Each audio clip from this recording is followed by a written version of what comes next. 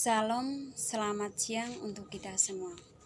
Saya mahasiswa Politeknik Pertanian Negeri Kupang atas nama Marciana Fin, NIM 192384061, kelas C semester 4, jurusan Manajemen Pertanian Lahan Kering, program studi Manajemen Agribisnis.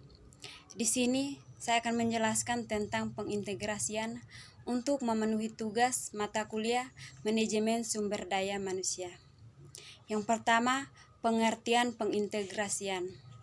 Pengintegrasian adalah kegiatan menyatu padukan keinginan karyawan dan kepentingan perusahaan agar tercipta kerjasama yang memberi kepuasan. Tujuan pengintegrasian. Tujuan pengintegrasian adalah memanfaatkan karyawan agar mereka bersedia bekerja keras dan berpartisipasi aktif dalam menunjang tercapainya tujuan organisasi serta terpenuhinya kebutuhan karyawan. Pentingnya pengintegrasian bagi perusahaan dan karyawan.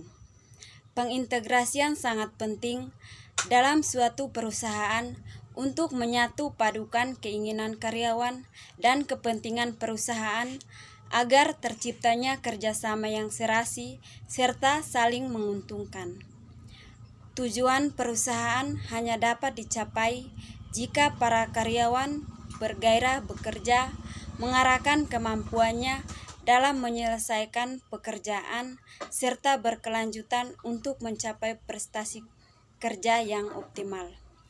Jika karyawan kurang berprestasi, maka sulit bagi organisasi perusahaan dapat memperoleh hasil yang baik untuk memperoleh sikap dan perilaku karyawan kepada yang diinginkan manajer untuk mempengaruhi kebutuhan fisik dan rohaninya. Jadi, manajer berusaha memberi batas jasa yang adil dan layak serta memperlakukan karyawan dengan bijaksana manusia. 5 metode pengintegrasian. Pertama, hubungan antar manusia. Hubungan antar manusia adalah hubungan kemanusiaan yang harmonis, tercipta atas kesadaran dan kesediaan melebur keinginan individu demi terpadunya kepentingan bersama. Tujuan adalah menghasilkan integrasi yang cukup kukuh, mendorong kerjasama yang produktif dan kreatif untuk mencapai sasaran bersama. Kedua, metode motivasi.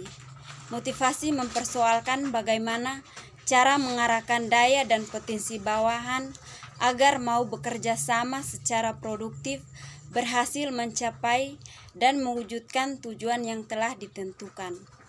Pentingnya motivasi karena motivasi adalah hal yang menyebabkan, menyalurkan, dan mendukung perilaku manusia supaya mau bekerja giat dan antusias mencapai hasil yang optimum.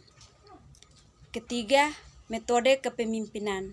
Kepemimpinan yang ditetapkan oleh seorang manajer dalam organisasi dapat menciptakan integrasi yang serasi dan mendorong gairah kerja karyawan untuk mencapai sasaran yang maksimal.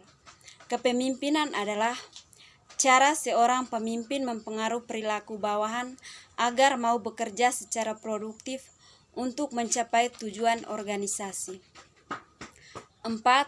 Metode kesepakatan kerja bersama. Kesepakatan kerja bersama berperan penting dalam menciptakan pengintegrasian, membina kerjasama, dan menghindarkan terjadinya konflik dalam perusahaan. 5. Metode kolektif bargaining. Kolektif bargaining adalah adanya perundingan antara pimpinan perusahaan dengan pimpinan serikat buruh atau karyawan dalam menetapkan keputusan-keputusan yang menyangkut kepentingan perusahaan dan kepentingan buruh. Kolektif bargaining didasarkan atas perundingan yang berarti adu kekuatan. Siapa yang mempunyai posisi kuat, maka dialah yang banyak menentukan keputusan. Sekian dan terima kasih.